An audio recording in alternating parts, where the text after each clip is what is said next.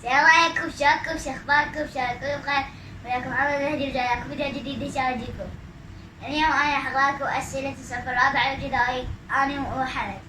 وقبل لا نبدا الفيديو لا تنسوا لايك سبسكرايب شير كومنت اشعارات. يلا خلينا نبدا. السؤال الاول اجب عن فرعين.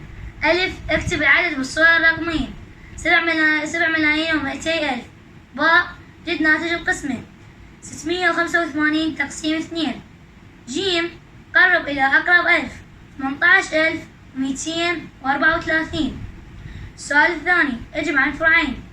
ألف قدر ناتج الجمع لأقرب ألف 163,460 زائد 750,534.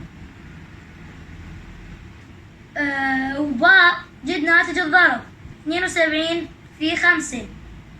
جيم حل الجمل العددية المفتوحة بإيجاد العدد المجهول 35,971.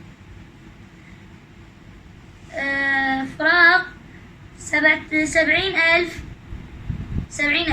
السؤال الثالث اجب عن فرعين. ألف قارن بين الكسرين مستعمل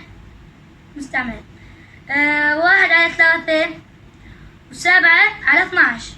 باء جد عوامل العدد 36. جيم خزان ماء يحتوي على 80 لترا من الماء. كمل اللتر من الماء في الخزان.